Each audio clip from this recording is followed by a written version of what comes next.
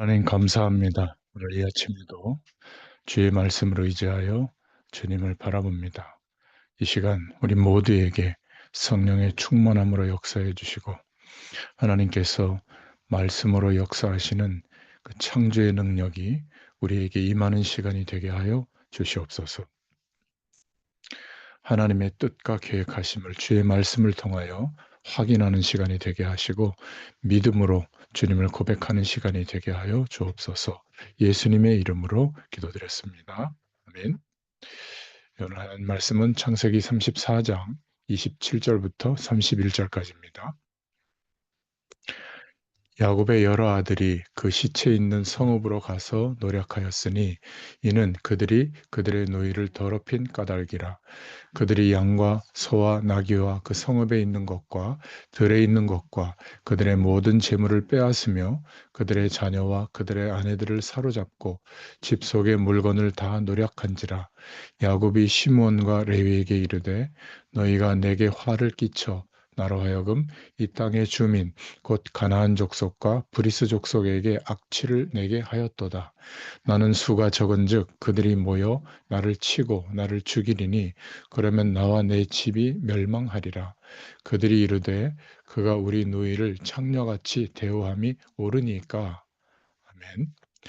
네, 오늘 말씀을 통해서 후대에게 언약을 이라는 제목으로 은혜를 나누겠습니다. 창세기 3장에 하나님을 떠나서 시작된 문제는 계속되죠. 그 결과 영원한 지옥의 고통을 받게 됩니다. 어, 사단이라고 하는 이 존재가 지금도 현실적인 존재고 또 마지막 복음이 증거된 그 시간까지는 죽지 않는 존재이기 때문에 그렇습니다. 영적인 문제라고 하는 것은 영원한 것이든 좋은 것이든 나쁜 것이든 그 후대에게까지 이어지는 겁니다. 틀림없이 후대들에게 그 문제가 전달이 될 수밖에 없거든요. 그래서 내가 어떤 신앙의 색깔을 가졌느냐가 중요합니다. 가장 우리 옆에서 나의 신앙생활을 잘 지켜보는 사람들이 우리 후대들이죠. 제일 영향을 주는 사람이 부모입니다. 내가 가진 영적인 문제가 자녀들까지 내려갈 수 있다. 나타날 수밖에 없다. 기억해야 됩니다.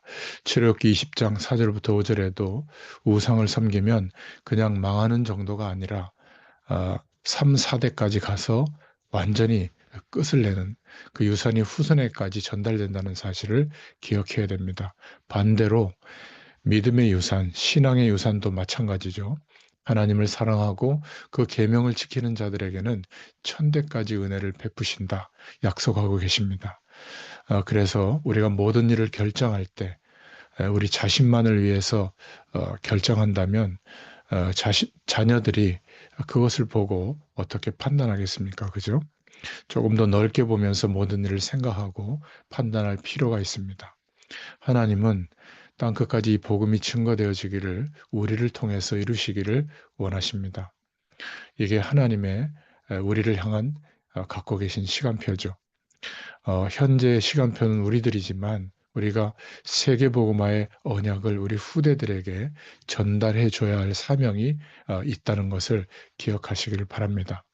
오늘 창세기 34장은 언약의 전달이 얼마나 중요한가 이것을 말씀하고 있는 것이죠. 이 복음이 우리 당대에 끝나면 안 되잖아요. 그래서 기억하시기 바랍니다. 복음을 증거하는 교회, 그 교회는 제일 좋은 교회다. 우리 교회가 그런 교회다. 이런 믿음과 중심을 가질 필요가 있습니다.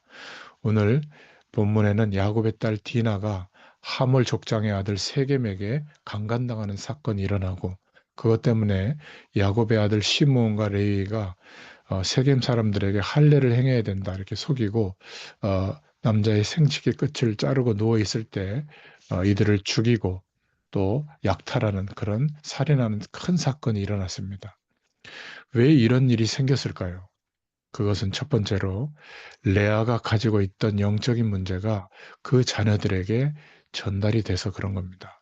1절에 야곱의 딸 디나가 이렇게 표현하지 않고 성경은 그것을 말하고 있죠.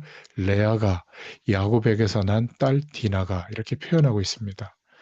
무엇 때문에 그 딸 디나가 그 땅들의 여자를 보러 나갔을까? 디나의 모습이 언약이 분명한 모습이 아니고 디나의 생각과 관심은 그 땅 여자들에게 있었죠. 세상 구경하러 나간 겁니다.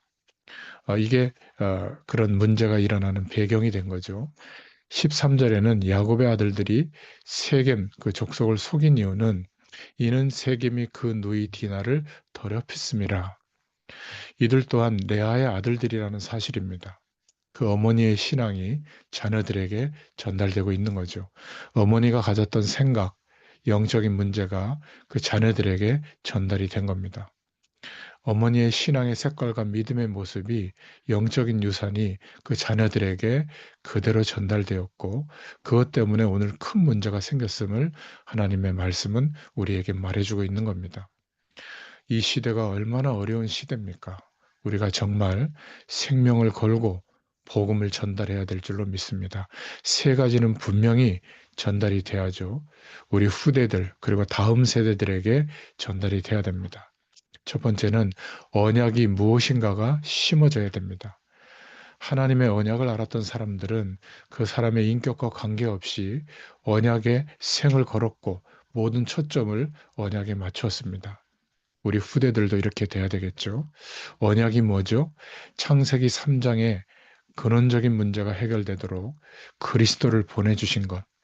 오직 예수 그리스도가 어떤 문제든지 영원히 해결했다는 하는 것을 알고 믿고 고백하도록 어떤 문제 앞에서도 나의 그리스도로 나의 왕으로 고백할 수 있도록 도와줘야 됩니다. 우리 자녀들에게는 솔직할 필요가 있죠. 잘 안 되는 부분들, 실수하는 부분도 이야기하면서 그래서 우리에게 그리스도가 필요하다.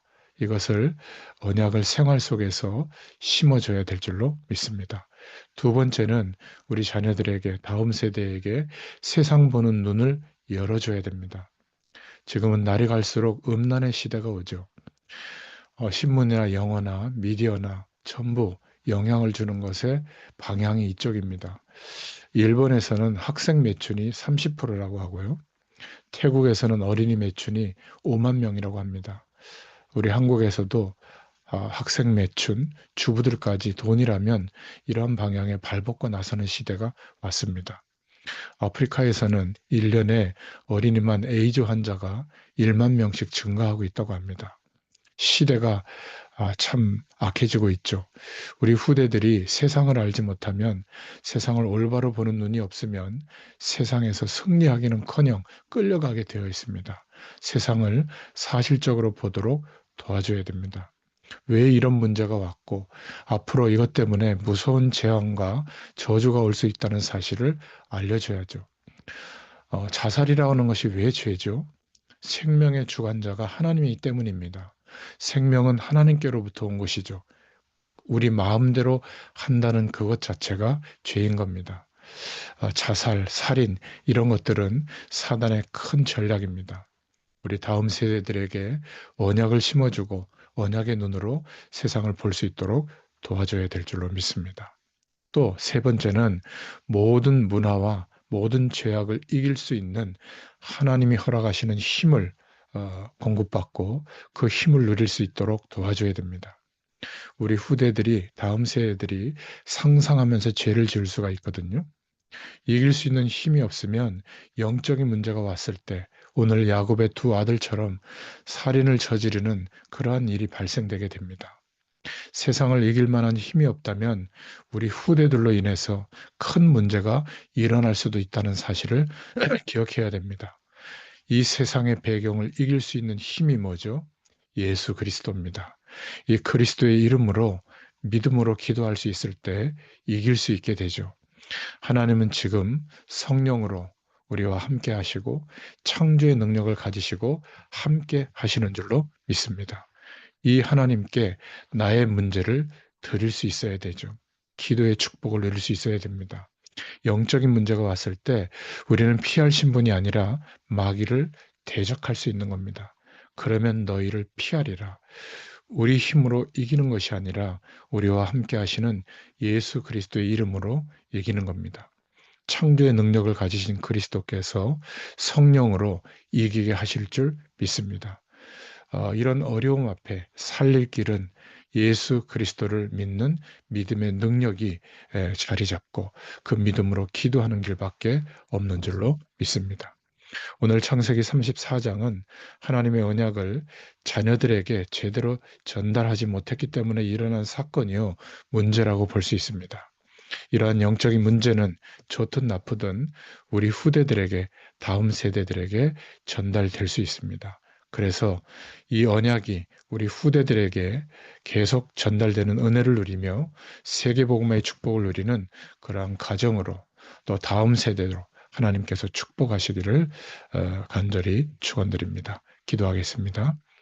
하나님 감사합니다. 이 아침에도 창세기 34장을 통해서 우리 후대들에게, 다음 세대들에게 가장 필요한 것은 예수 그리스도의 언약이요, 하나님을 바라보는 그 중심으로 기도할 때에 하나님이 허락하시는 힘과 능력으로 넉넉히 세상 배경을 이길 수 있는 축복임을 확인했습니다. 이 은혜가 우리를 통하여 우리의 다음 세대들에게 전달되도록 축복하여 주시옵소서. 예수님의 이름으로 감사하며 기도드렸습니다. 아멘. 계속 기도하겠습니다.